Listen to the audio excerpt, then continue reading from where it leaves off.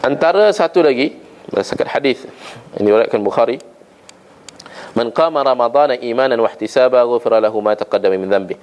Barang siapa yang membangunkan ataupun mendirikan Ramadan, ini pada puasanya, malamnya didirikan salat malam, antaranya tarawih kita itulah dikira sebagai qiyam Ramadan dengan penuh keimanan, imanan wa ihtisaba. Apa maksud imanan wa ihtisaba? Beriman bahawa di sana ada ganjaran besar dari Allah Subhanahu Wa Taala di sebalik setiap perbuatan yang kita buat ataupun amalan yang kita buat di bulan Ramadan tersebut. Macam mana nak dapat iman tersebut kalau kita tak dapat ilmu? So hari ini dah dapat ilmu, kelebihan-kelebihan Ramadan, offer-offer yang Allah sediakan di bulan Ramadan. So di sanalah adanya qiyam secara iman. So kita bangun Ramadan, kita bangun untuk tarawih dekat masjid tu bersama imam dengan keadaan kita sedar dengan penuh keimanan bahawa setiap gerak-geri aku, gerak kerja aku, sujud, bacaan Al-Fatihah, khusyukku di dalam tarawih ini adalah ending dia apa? Satu lagi, ihtisaba, mengharap ganjaran Allah. Apa dia rizq yang Allah sediakan? Ghufira lahu ma taqaddama min dhanbi. Akan diampunkan dosa-dosanya yang lalu. Akan diampunkan dosa-dosanya yang lalu. Maka barang siapa yang mendirikan qiyam Ramadan, ini tarawih, dengan penuh keimanan, dan iman itu datang setelah kita sedar melalui ilmu. Okay. Sekarang bangun Ramadan, malam-malam tarawih bersama imam, kita sudah sedar bahawa aku beriman bahawa melalui perkhabaran Allah dan Rasul, di sana adanya pengampunan dan juga pembebasan dari api neraka hasil daripada qiyam aku ini. Itu akan membawa kepada kualiti amalan tersebut. Bila kita pergi masjid Shah Alam negeri ke, masjid mana-mana ke, masjid negara ke, tanpa sedar dengan ilmu dan iman, that's why kita macam pergi hanya kerana ikut-ikutan. Seolah-olah Ramadan ini pesta. Apabila ramai orang pergi masjid untuk tarawih, kita pun pergi sekali, tanpa kita ketahui apa kelebihan kita pergi ramai-ramai Ramadan ini. Sedangkan luar Ramadan kita tak pernah pergi pun untuk solat sunat di masjid.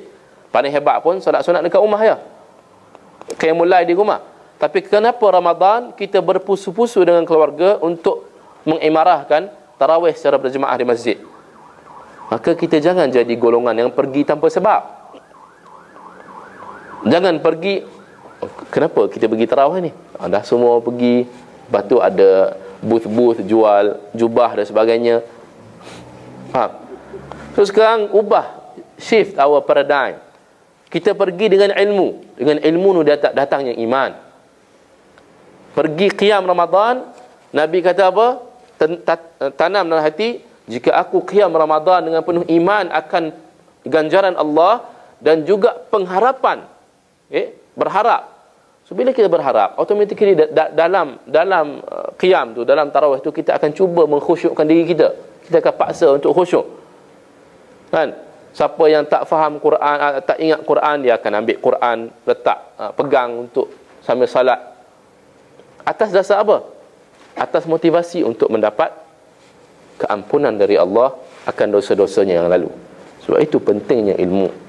Sebab itu jugalah maqasidnya, objektif kenapa diwajibkan belajar ilmu agama.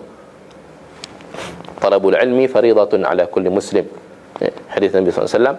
Belajar ilmu agama, terutamanya ilmu agama itu adalah fardu, wajib ke atas setiap muslim. Kerana apa? Kerana nak datangkan faedah amalan kita. Ramai masyarakat Islam sekarang mostly buat amal ibadah kerana ikut-ikutan. Kenapa kamu angkat takbir sedemikian? Kenapa kamu puasa pada hari sedemikian? Kenapa rukuk macam tu? Kenapa berzikir cara macam tu? Mesti akan jawab, kat sekolah ajar macam tu. Masih lagi berada pada tahap jarang untuk kita dengar jawapan manusia kebanyakan, kenapa buat sekian-sekian amalan? Kerana aku dengar hadis Nabi sekian-sekian kata sekian-sekian. So ini yang kita kena ubah. Beramal berdasarkan ilmu, maka ia akan membawa kepada iman, akan ganjaran daripada amalan tersebut. Kerana itu Allah berfirman, "Qul hal yastawil ladzina ya'lamun wal ladzina la ya'lamun." Adakah sama orang yang mengetahui dengan orang yang tak tahu? Memang beza. Senario tadi saya telah bagi dah. Sama ke tak orang pergi ramai-ramai Ramadan, qiyam tarawih itu, angkat takbir dengan imam apa semua?